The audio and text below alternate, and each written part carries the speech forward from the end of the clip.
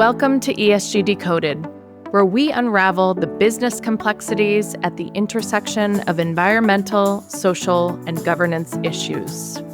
I'm Erica Schiller, and I'm joined by my Climeco colleagues, Emma Cox and Anna Stablum. Get ready to explore the intersection of sustainability, innovation, and ethical leadership, the dynamic forces shaping our global economy.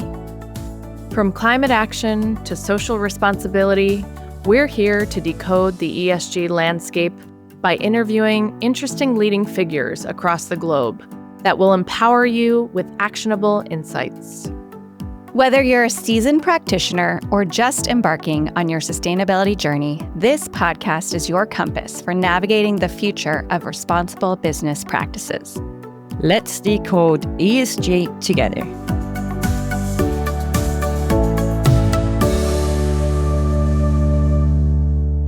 Hello, and thank you for tuning in to ESG Decoded to learn more about the Paris Agreement and Article 6.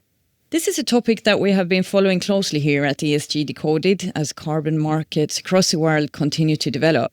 My name is Anna Stablum and I'm the Business Development Director for Climeco. We're a carbon trader and a carbon project developer. So today we will revisit the topic of global carbon trading and what has happened since we had the meeting of the United Nations Climate Change Conference, or Conference of the Parties, or what we normally walk around talking about, which is COP29 in Baku in Azerbaijan in November last year. And with me today, I have my go-to expert, Peter Zaman of law firm HFW, as he always seemed to sit on all the answers when it comes to global carbon trading under the Paris Accord. So Peter has over 20 years of experience as a transactional lawyer in the UK, the EU and Asia. And he's seen all the ups and downs of carbon markets in the EU ETS, under the Kyoto Protocol, in the pilot markets in China, the voluntary markets, energy, certificates trading, and he's also got a vast experience in other commodities and how to trade them. So welcome to the show, Peter. Well, thank you very much for having me a second time. I remember our first one on Corsia. That was an interesting one. Yeah. We've had some experience talking about these markets before, and it was always a very popular podcast. So we can also recommend our listeners to actually tune back into. There were two podcasts, one on Corsia, and there was actually one after the previous COP, which was COP28. So there are two podcasts out there that were highly popular, and hence we are now revisiting these topics with Peter. Today, though, we will focus on Article 6.2 and 6.4 specifically. These are sections of the Paris Agreement that are focusing on trading. There was a lot going on in Baku, and one of their successes was that Article 6 is now operational. But from a trading standpoint, as an active player in these markets, we at Climeco seem to think that progress still seems to be very slow, and there have been just one deal, I think, concluded of the 6.2's internationally transferred mitigation outcomes, as those credits are called. And while a few more are in the works, it has not been so easy for countries to move forward with any real deals. And I think Singapore, where we are based, is one example of a country that has really been pushing hard to get carbon credits under the 6.2 mechanism to use under its carbon tax scheme. But so far, we have not managed to secure any units. And a reminder for our listeners, 6.2 are the bilateral country-to-country trading of carbon credits. I always think about the number 2 as 2 countries, while the 6.4 is where countries and the private sector enterprises will be able to trade under an umbrella of rules and infrastructure that has been set up by the United Nations. So this program is called the Paris Agreement Crediting Mechanism, or PACM, which is a little bit of an awkward acronym to remember. But I see this part really as a revival of the clean development mechanism under the Kyoto Protocol, and this is something that we will discuss in more detail. The 6.4 credits, they have a different name, and they're called 6.4 emission reductions, or ERs for short. So today we will dive deeper into the details of these two programs that have been set up by world leaders to be used as a market-based tool for the world to be able to decarbonize in the most cost-efficient manner. And that's very important, as we know we're faced with the climate crisis And we really want to get these schemes working so that we can easily and efficiently trade carbon credits between countries. So, Peter, over to you after all that long introduction. With Article 6 fully operationalized now, what does that really mean for the market? I think we've got to qualify that statement. It's fully operational on paper. At least that's very true of 6.4. 6.2, I guess, is slightly more operational because the rules regarding 6.2 were agreed much earlier during the Glasgow COP26. So 6.2's had a slightly longer run to try and sort of become operational as you describe it. But the Baku decision at COP29 finally gave the green light to fully, on paper, operationalize Article 6.4.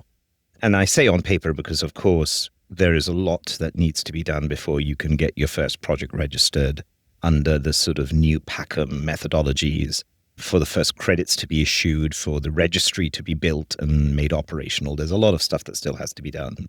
And, the trajectory and timing for all of that is really what, in my mind, is holding us back from being able to say that it's fully operational, both on paper and in practice.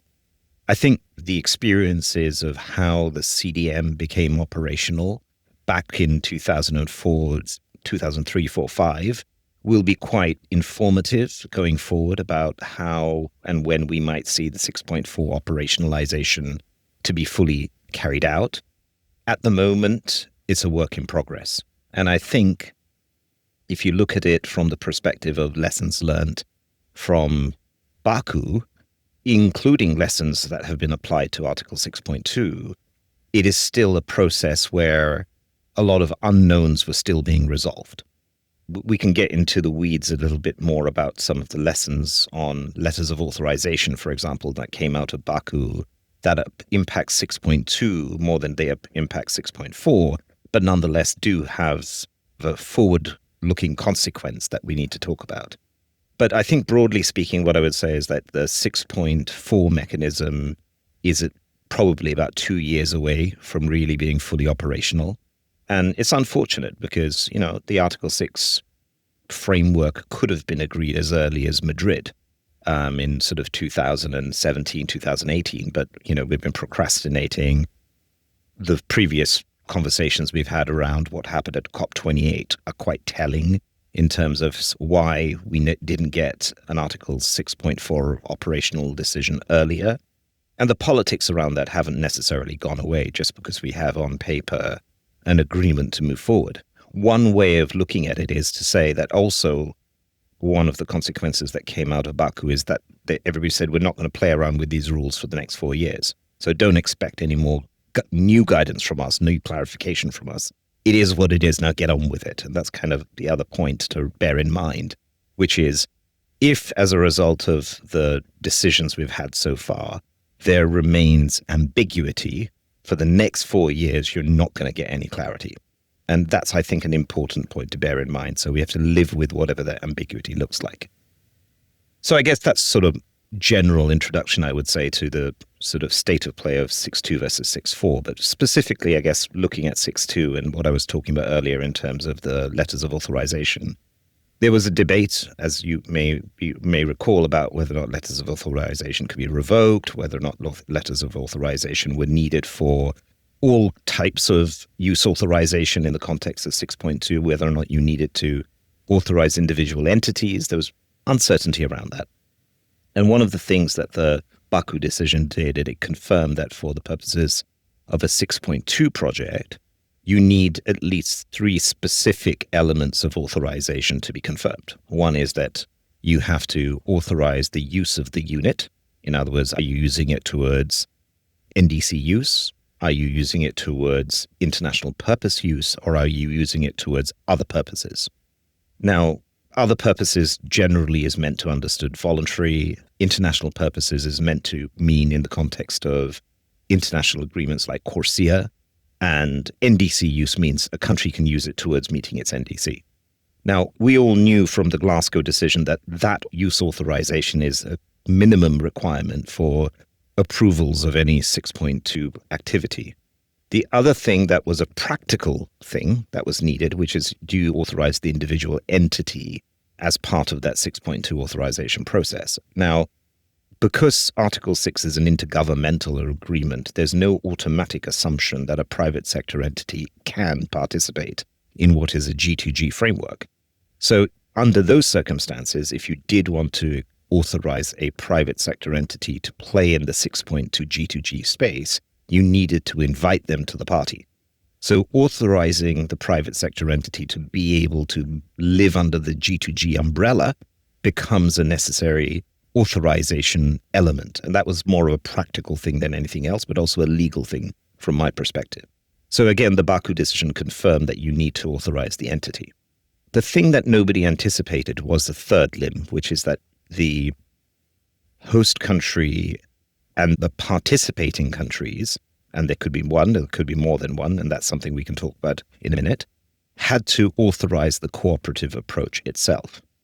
Now, that's an interesting one because none of the existing letters of authorization that have come across my desk in the run-up to Baku, including the template letter of authorization that MIGA published, includes this requirement that you have to authorize the cooperative approach.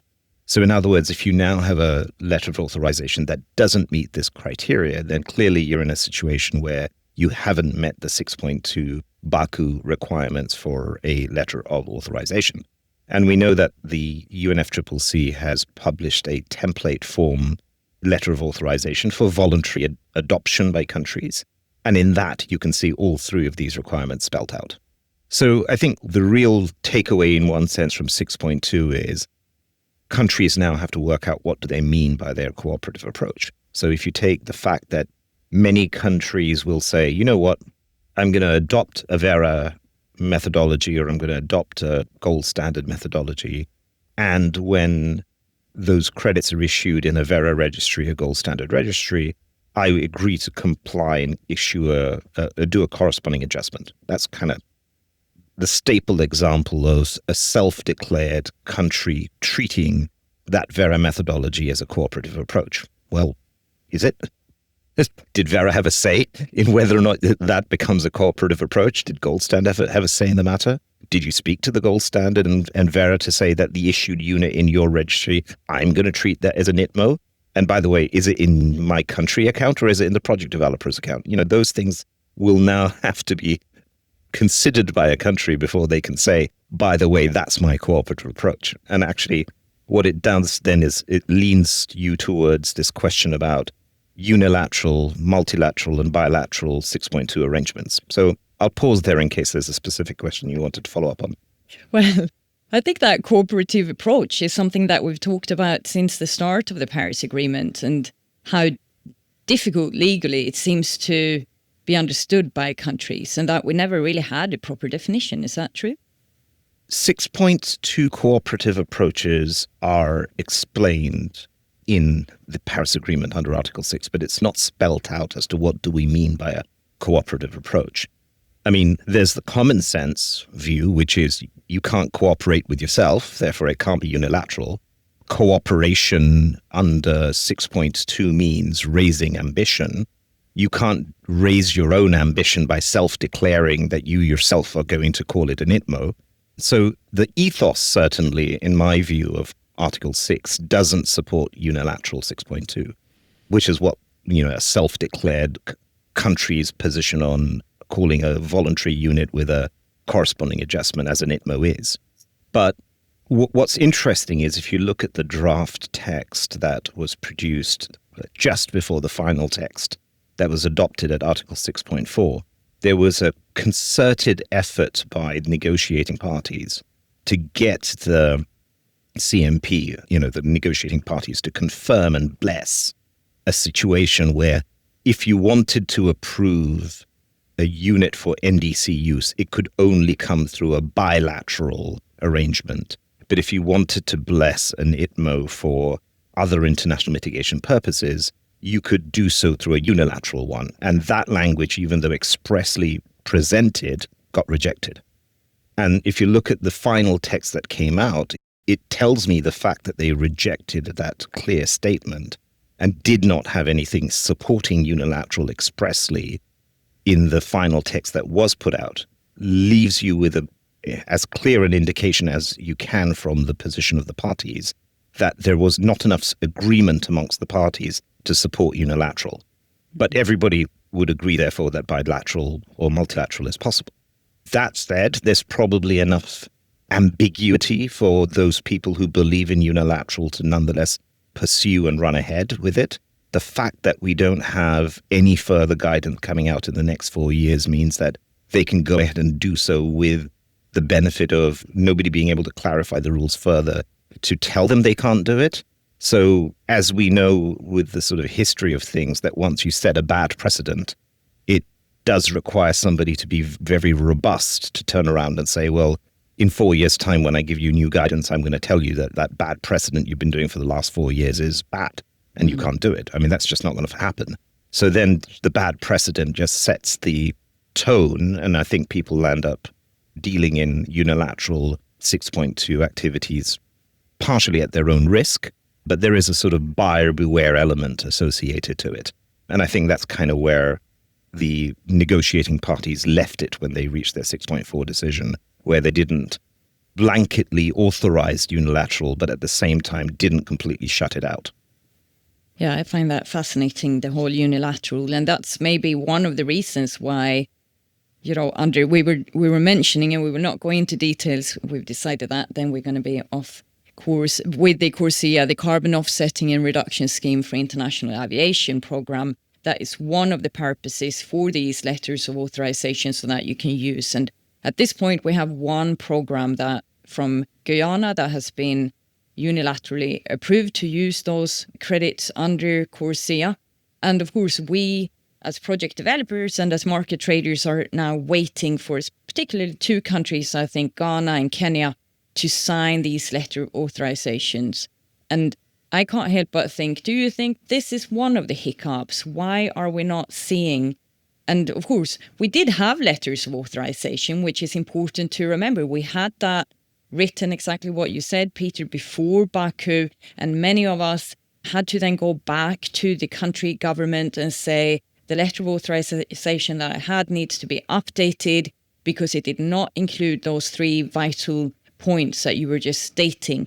Is this one of the hiccups, do you think, why we're not seeing more traction, more credits come out that has got the right letter of authorization? The fact that we need to go back to governments as project developers, get them to sign it again.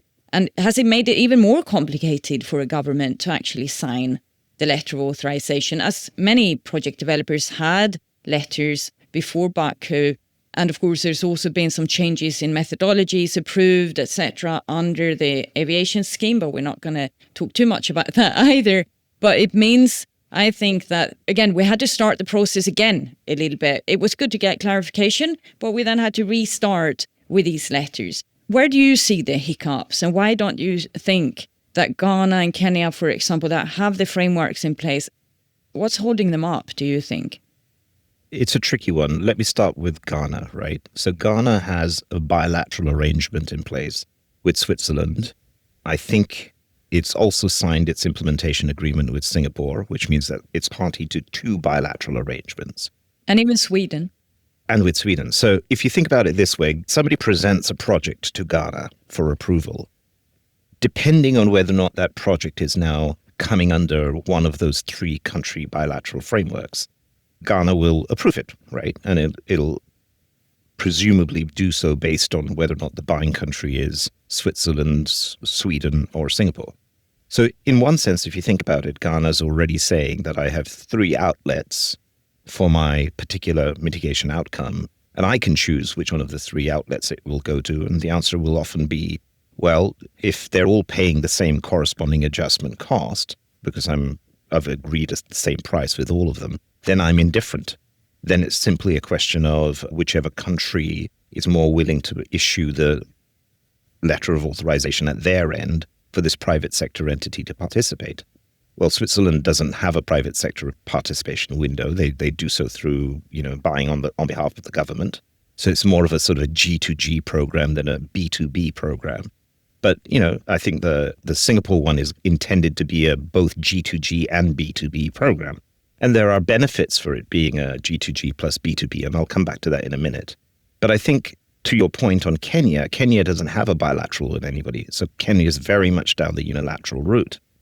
So now you're into this situation that says, well, if I'm a host country, why should I bother with bilaterals when, in fact, I can just quickly issue my own unilateral 6.2 in the manner we talked about earlier and self-declare a ton as an ITMO? And then, of course, if I'm a project developer who's got good relationships with the government of Kenya, get that letter of authorization in the sort of 6.2 format that we talked about, now required by Baku. That's great. But the question is, back to our buyer beware point, is there a difference if you get a ITMO that is generated from a bilateral or a multilateral framework? And is that different from an ITMO that's generated under a unilateral framework? Well, I think that there is a difference, and here are some of those differences. So going back to the Ghana 3 countries, Sweden, Singapore, and Switzerland. Now, all 3 of those countries will have choices that they have negotiated with Ghana about the types of methodologies and the types of voluntary standards they're willing to buy from. So if I take, let me take Carbono, a more recent standard, one that's slightly less established than, let's say, the Veras or the gold standards of this world.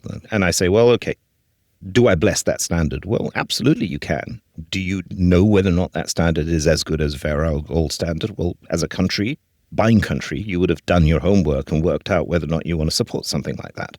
And if the answer is you support it, then that means you've got enough confidence in that standard. And therefore, in light of the confidence that you've given, in light of the analysis you've done of the methodologies you've negotiated, you are confident that the mitigation outcome achieved in that country is one that you are willing to recognize as an ITMO. Contrast that with a scenario where the host country isn't subject to any checks and balances like that. It can basically say, well, doesn't matter. I declare all Vera methodologies or all gold standard methodologies or all GCC methodologies as perfectly good methodologies and perfectly good standards, and therefore those credits can be all converted to ITMOs. I don't care. Now, if you're looking at it from the lens of a private sector buyer, you would probably say, okay, what's the difference between me getting this unit from Ghana versus me getting this unit from Kenya? And the answer is going to be, well, the Ghana one has gone through at least a buying country assessment process. It's been negotiated. Its quality assessment is therefore partially vetted. Can I say the same of the Kenyan one? Not really, not with any confidence, not with any assurance. Another example, in the context of Singapore at least, Singapore is putting in place implementation agreements, but you observe that no units have been issued yet. Well, part of the reason there's been no approvals of projects or issuance of units yet is because Singapore is being quite clever about it. Singapore is recognizing that actually over time, the investment amounts going into these countries will have to go up because the project values will go up, and the project values will go up because the cost of abated ton that you're acquiring will become more expensive. As your NDCs get more ambitious, the cost of a reduction coming out of a particular bilateral framework is going to get higher and higher and higher, which is why Singapore's own carbon price is going higher and higher and higher. So if you start thinking about the amount of money that a country's authorized private sector investor in its B2B plus G2G framework is going to be putting into the investing country, Ghana in this example, it's going to want to know that that citizen isn't going to land up being adversely affected by the host country unilaterally doing things that impacts the investment. So revoking letters of approval being one example, or nationalizing the project, or bringing that project into its ETS as a result, therefore destroying the additionality of the project itself. So if you're putting in a lot of capital, and a lot of the capital therefore requires you to have assurances of 5-year, 10-year investment period in order to get a good return on that project investment, then you need some kind of protection for that investment. Now, if your bilateral is recognized under the umbrella of bilateral investment treaties that the country has, so Singapore has with Ghana as an example, then your investor who's investing in the project in Ghana gets some investment protection rights. They don't get that in the unilateral, right? So unilateral works for cheaper, probably not very expensive projects where the amount of capital exposure you're taking into that country is not great. But in the longer run, I think unilateral has no place. And really, it's going to be because of the quality and the investment certainty protections that you're going to get through bilaterals. And that was something you mentioned earlier for our listeners as well. You mentioned the insurance MIGA, which is a multilateral investment guarantee agency held by the World Bank. And what we have seen is that MIGA has, exactly what you said earlier, written a letter of authorization according to their template that they were recommending. That was before Baku, I believe, that they actually published that. But how do you see those insurance companies? Because, of course, we are seeing more and more insurance companies come in to maybe help in that unilateral situation. What's your view on using an insurance? I think the insurance sector can afford limited protection. Because if you think about unilateral, the unilateral is a promise made to whom? The project developer. It's not made to a standard. It's not made to anybody else. It's just made at best to the entity who's authorized by it. Does that amount to a host country legally binding commitment never to do anything different? To a certain extent, yes, because of the way in which the Article 6 guidance now coming out of Baku says that the revocability of your letter of authorization has to be predetermined. In other words, if you are going to revoke, here are the conditions under which you can do so. And those conditions are, you better tell me in advance what those conditions are going to be. If you haven't told me in advance, you can't revoke it. Now, is that legally binding? That's the question, right? It's legally binding if the host country, in order to comply with its Article 6 obligations coming out of the Baku decision, has converted that into a legally binding law as part of its Article 6 framework implementation.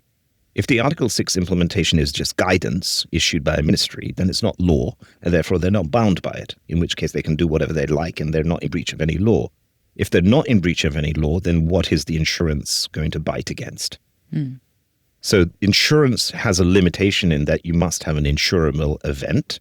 And the insurable event in the case of political risk insurance, which is what the MIGA insurance is ultimately all about, is to say that the insurable event is a breach by a country of a commitment that it has made. Now, if you can't point to a binding legal commitment of the country, you have nothing that the insurance can apply to. So not necessarily the easy solution to just go and look into the insurance to solve all these problems.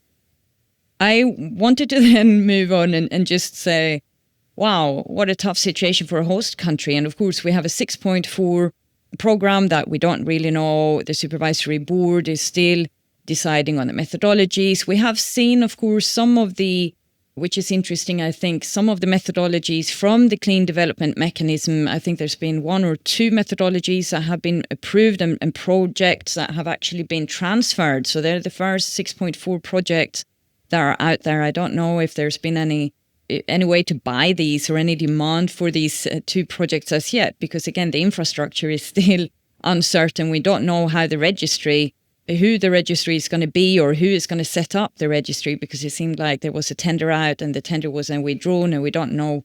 But if you were the host country of these projects, which market would you try to sell into? Would you do the 6.2? Obviously, we have seen some countries, like you say, Ghana, Kenya, great examples. Ghana signed, and I think they're even signed with more than the 3 countries that we just discussed. And Kenya has not signed any bilateral agreements. How would you look at that from a host government standpoint? And what I find interesting as well is if you have projects in your country that actually falls under the NDC, so the nationally determined contributions, and then you have sectors there and you say that this year or for the next maybe 5 years under my NDC period, I have met my NDC and then I can sell credits. But if you have not necessarily met your NDC, in one way, according to the Paris Agreement, or at least the sense that you're getting is that you should not then sell any of those credits.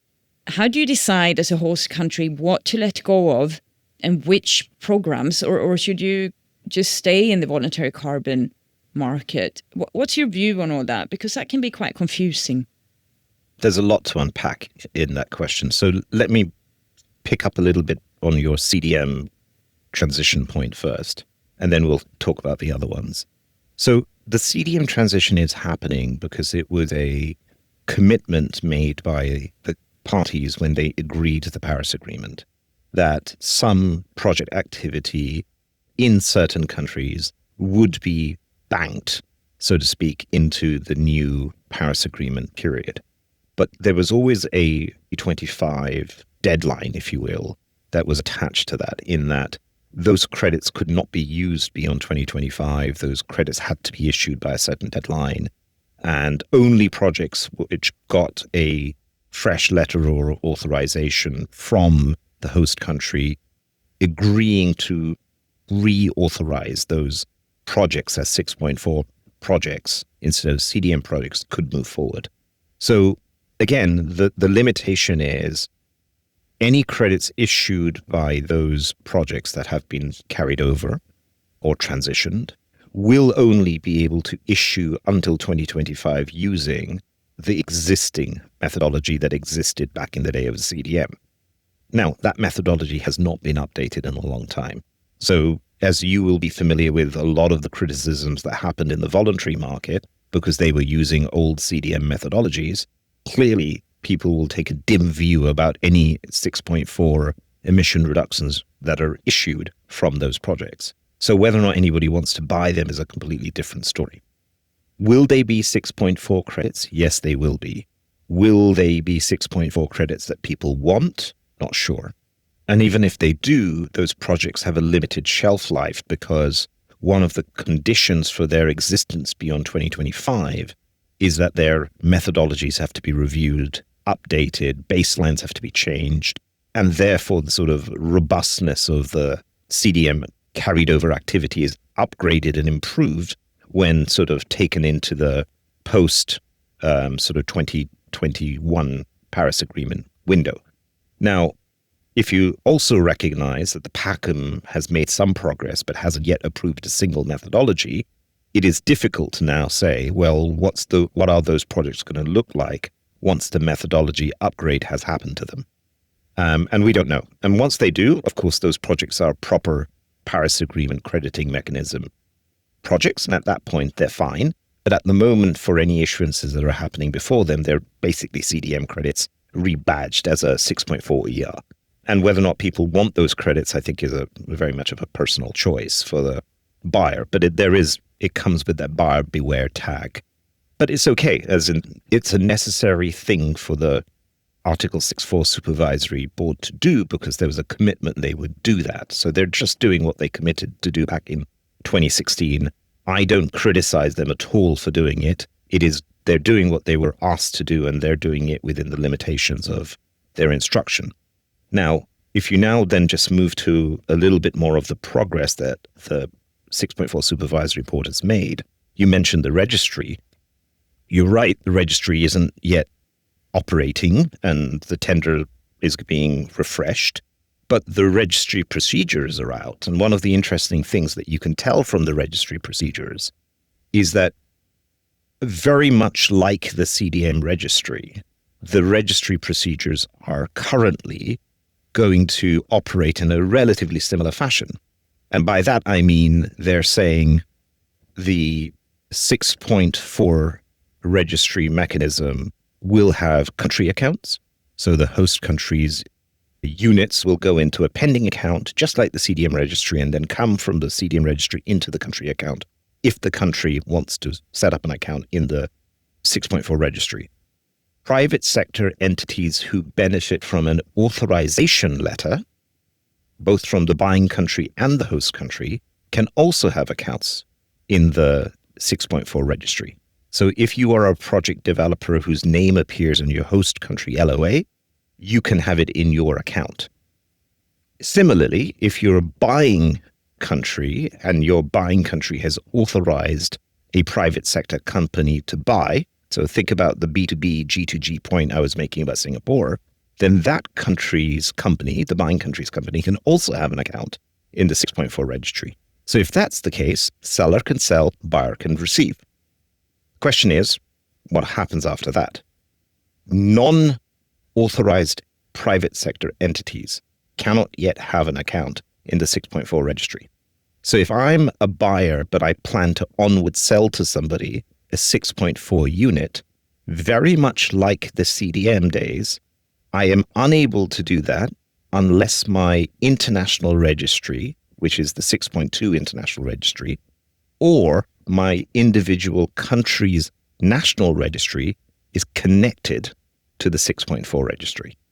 Of course, for that, the 6.4 registry has to be up and running. There has to be then a connection between the buying country's registry and so very much back to the days of what we did exactly with the CDM and the connection through the international transaction log.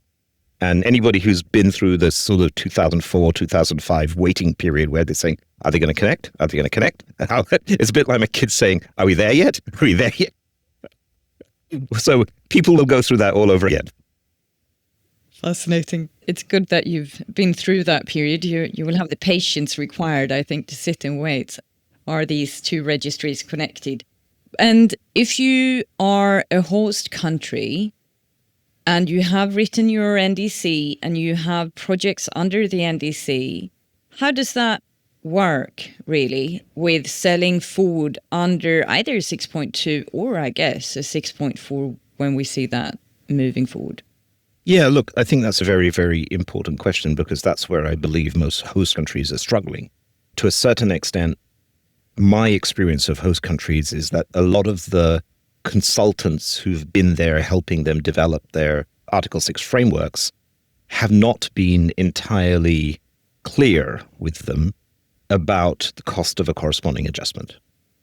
Now, there is a school of thought that says if you have a unambitious NDC, then to be honest, it's hot air because it's unambitious and therefore anything you transfer probably doesn't really cost you much. So there is no cost of a corresponding adjustment.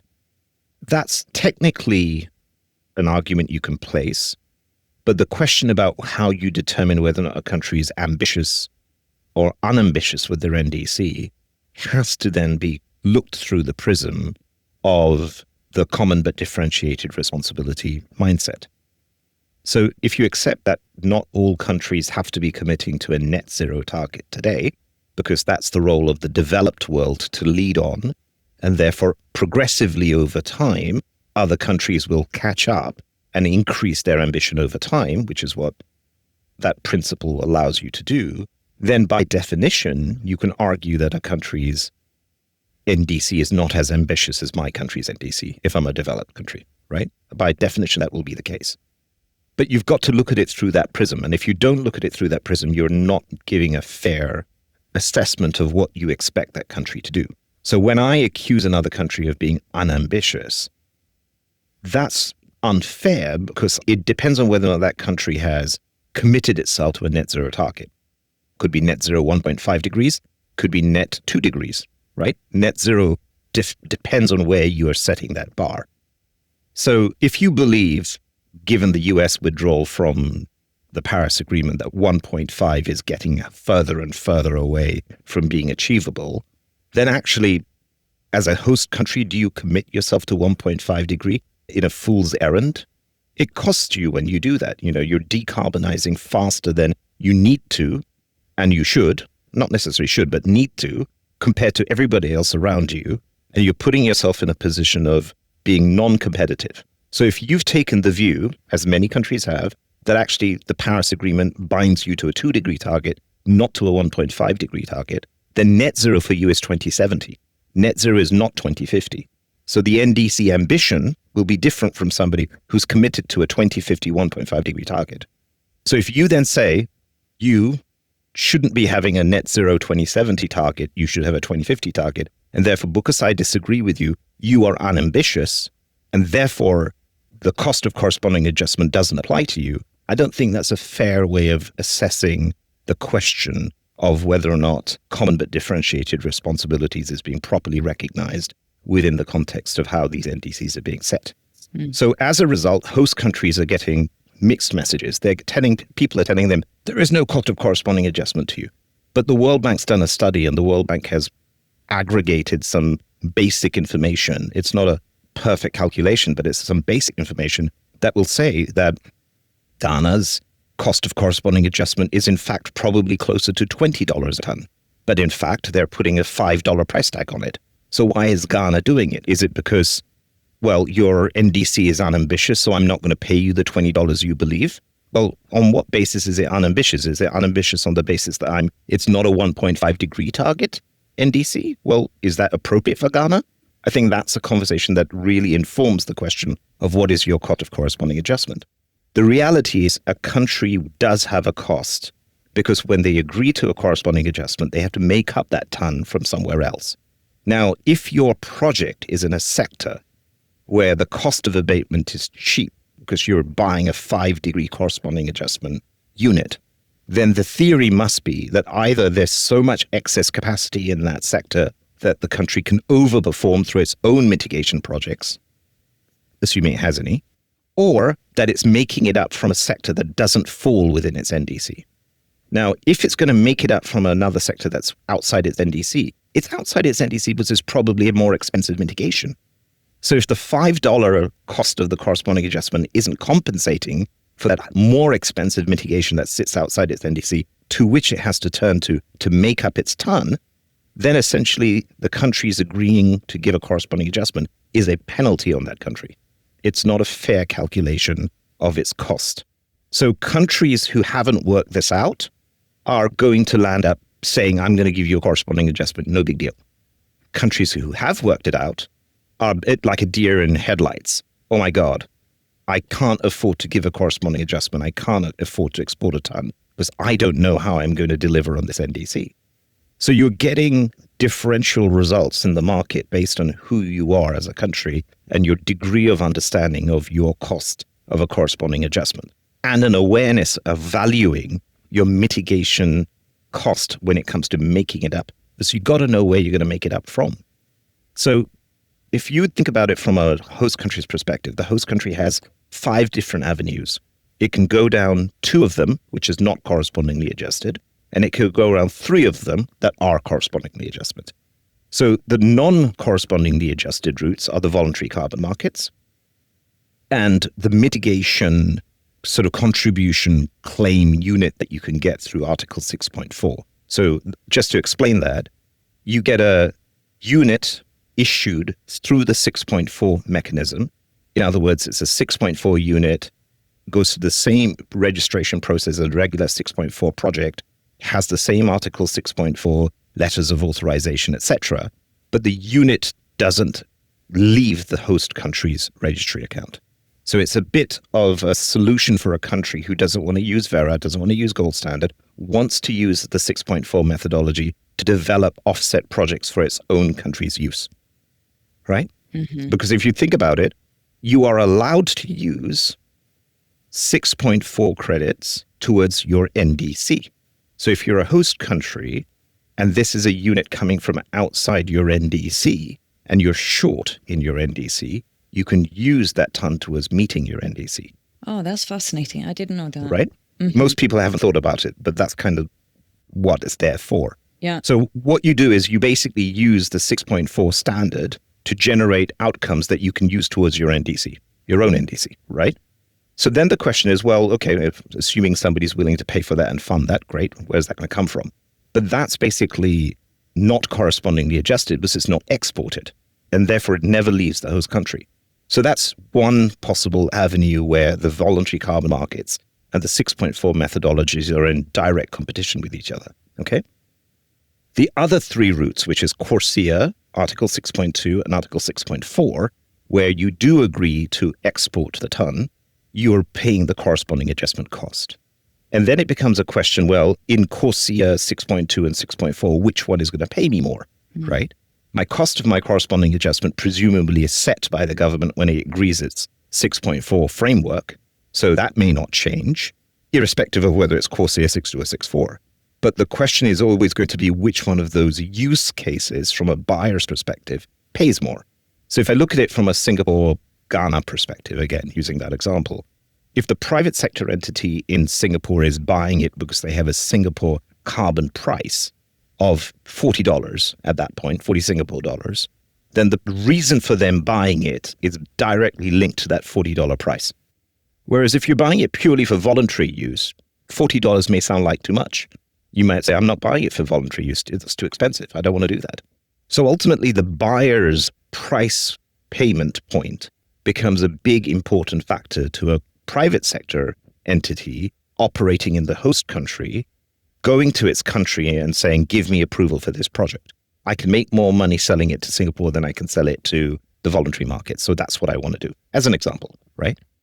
So those are the choices that ultimately face the country. Now, if you go back to the days of the CDM, where China was one of the big players, China put a floor price. It said, don't come to me with a project that is paying you less than $10 a ton. Now, that wasn't a corresponding adjustment price. That was purely a floor price that China set because it didn't want to give away its asset at an undervalue. Now, we haven't seen other countries set a floor price like that, but if you did set a floor price, then that in one sense pushes up the price of the credit in your country. But you've also got to factor in, if you're, let's say, Ghana and you're competing with Kenya, if I get too difficult about this, then project developers are just going to abandon me and go run off to Kenya, and they're going to take that unilateral ITMO that Kenya is offering, and then I'm not going to get the benefit of this and any revenue. So the fact that it's a buyer's market where there are more sellers than buyers always means that the buyers have the upper hand in pressurizing the sellers to drop their price, and that includes the countries who have to give approval for their projects. So the only time this genuinely works properly is there is enough demand for 6.4 or for ITMOs in the market. But then you've got to get into this question of who's really buying these things. So the US isn't going to buy, not anymore. They were never going to buy probably anyway. The UK hasn't declared they're going to buy. Japan is buying, but Japan has a very particular method for buying. They're buying through the JCM process. The EU has notionally said they're going to buy 6.4 only, so they're not buying 6.2. So really, if you think about it, the demand side of it isn't as big as you think it is. Singapore will buy a little bit. Singapore doesn't have a huge demand for its own economy. Korea might buy a bit more. Sweden will buy only to perform beyond its own NDC. So again, a very limited amount of demand there. Switzerland, and a relatively smaller economy in terms of size. So who's really buying? Not many buyers. So actually the challenge is always going to be, if people are not buying, then the few buyers who are buying get to call the shots. And all the seller countries who are falling over each other to try and raise some form of carbon finance are desperately looking for carbon finance, and they're not going to get it through the 6.4 or the 6.2.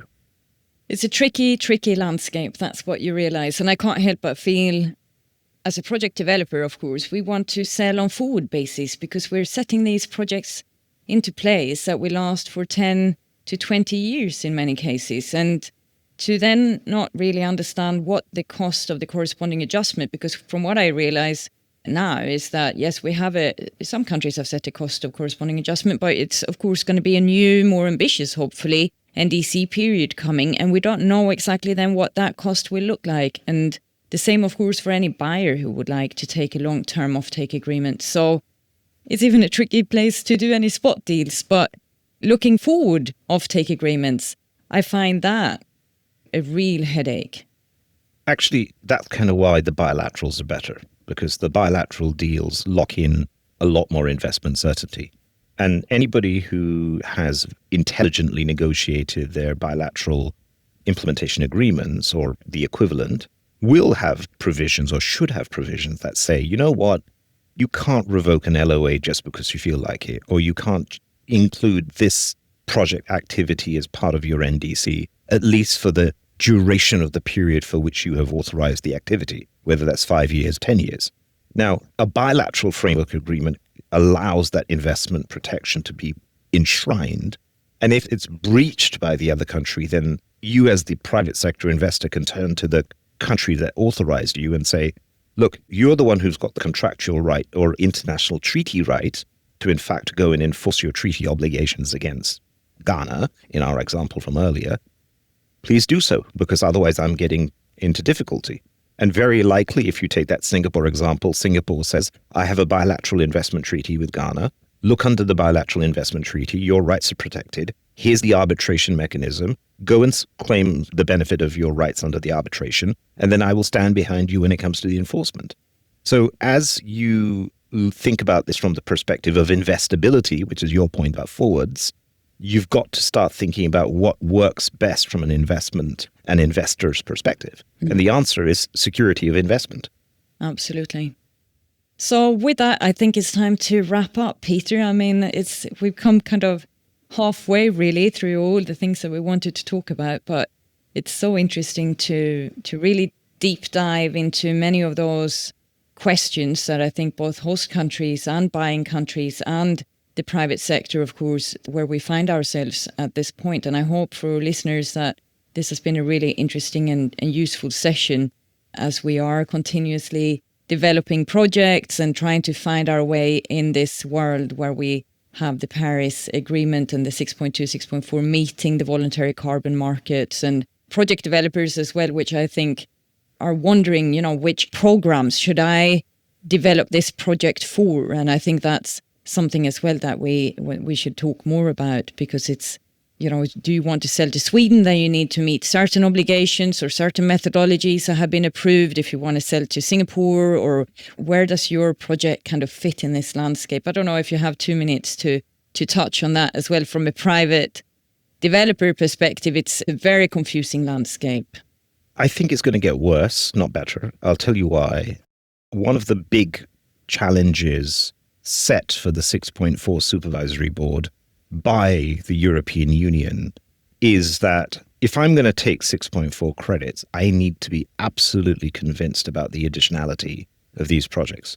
So the additionality test for a 6.4 project is much more stringent than anything that existed in the time of the CDM. Now, if you go back to 6.2, where the countries are pretty much accepting additionality tests based on what Vera and Gold Standard are asking for, and those are predominantly based on Kyoto-era additionality approaches, there is going to be a significant divide between additionality as defined by 6.4 and additionally that exists in the voluntary sector or the 6.2 sector. So if you're a project developer and you've got such a high bar for additionality set by 6.4, the reality is there's probably going to be only a few projects that qualify for 6.4, which then begs the question, what do I do with all the projects that don't qualify for 6.4? And the answer is going to be 6.2 or the VCM. Well, again, will I choose VCM over 6.2? I go back to the corresponding adjustment cost differential point. And if I do go to 6.2, who's buying? Who's buying unilateral ITMOs? What for? Is it for CORSIA use? CORSIA has never said they need an ITMO. They just say they want a voluntary carbon unit from an approved standard with an approved methodology that has a corresponding adjustment. They've never said, I need an ITMO. So where are all these unilateral ITMOs going? They're not unilateral ITMOs. They're VCUs with a corresponding adjustment. If the country calls them a ITMO, the country is most welcome to do so. The rest of the world doesn't have to accept it as that. So it goes back to the sort of unilateral, bilateral 6.2 divide issue. But I do think the additionality thing is going to be a real problem. One of the questions that I suspect people will find out to their surprise is if a country has committed to an NDC and the project exists in a sector within its NDC, I'm pretty certain the argument from the 6.4 methodology approach is going to be, if it's inside your NDC, it's not additional, right? I suspect that is where we go. That's the direction in which we're heading. And if I'm right about that, then 70% of all existing projects that we consider voluntary projects today would not qualify as a 6.4 project, which then tells you only the more expensive methodologies, only the more expensive abatement opportunities are going to qualify, which is exactly what the EU has always wanted 6.4 to be. They want 6.4 to come in as a replacement for €100 allowance replacement. So why on earth would they allow a $20 unit to replace €100 allowances? They don't. They want 6.4 to represent equivalent value to the value of a decarbonization alternative in the EU. So if the EU allowance price is towards 100 or towards 70 or towards 80, they're not going to want a €20 ton to come in as an abatement. They're just not going to allow that. So only the higher methodologies that cost so much more, I suspect, are the ones that are going to be permitted to qualify for 6.4 purposes. And therefore, I think the range of methodologies that the countries apply for 6.4 versus 6.2 versus the VCM is going to have to be contemplated with all of that in mind. But ultimately, it'll boil down to a very simple question: who's buying what and why and for how much? Yeah, I think that price question is always quite interesting because, again, the whole purpose of the scheme was to really try and have mitigation at a low cost and at least start at the lowest part of the cost curve and then work our way up as we go along. But anyways, thank you, Peter, so much for attending the session and really sharing all your knowledge. It's always a pleasure to talk to you, and it's very interesting to hear after talking now, I can't help but think this is why progress is slow, right? That was kind of where we started the podcast. Why is it so slow? And listening to this, you can understand why it's taking time for host countries to really digest and figure out how to best go about it, to do this and how to participate in the Paris Agreement and to start trading carbon credits, both from a buyer, of course, and a supplier point of view. But thanks, Peter, again. It's always a pleasure to talk to you, and hopefully we will get a chance to catch up again, maybe towards the end of this year when we know a little bit more about how that 6.4 mechanism will work. It does seem like the supervisory board is working hard to get some registry into place and the methodologies and the thinking about it. And of course, we will also see the European Union, I think, have a bigger say going forward in how that 6.4 program will develop now with the US out of the game and some of the other countries not really participating in the first place. Is there any last comment that you would like to make, Peter? No, I would only say thank you very much for having me. I think these markets are very complex. I suspect they're made complex intentionally by certain individuals because they don't want these markets ultimately to generate offsets, because the policy driver in their mind is not that you offset your way out of trouble. You as a country must decarbonize. And their view is that the more you use offsets, the less you decarbonize, which is a wrong and incorrect view, because as you rightly said just now, it's about the lower cost of abatement helping another country to raise their ambition towards faster decarbonization. But it's got to do with the fact that most people will say, well, you're not ambitious enough in the first place, so why should I pay you money to offset? And that's basically the mindset that's driving the willingness of people or conscious efforts on people to try and make this so complex that it actually deters investors from participating. It's a bit of a shame because I'm a firm believer that market-based mechanisms are really the best cost-efficient way to actually try and decarbonize our world. And we are all in this together, as we know. Even if you live in a poor country or a rich country, we all have the same atmosphere. So it's a bit of a shame that we can't collaborate in a better way to get this process up and running in a quicker fashion. But with that, we will have to strive on and learn, and hopefully the system will take a little bit of time, but that it will soon work out and we will get a functioning carbon trading market that is in place. So thanks again, Peter, for participating, and we'll see each other soon again. Absolutely. Good to speak to you again. Thank you. Thanks for tuning in to ESG Decoded. We hope this episode has inspired you to take action in your own ESG journey, stimulating ideas for partnership and innovation. New episodes drop bi-weekly on Tuesday morning. Subscribe now on your favorite streaming platform to stay in the loop. Join the conversation on social media using @ESG Decoded or visit climeco.com for more resources. Until next time, keep decoding, keep innovating, and keep making a positive impact.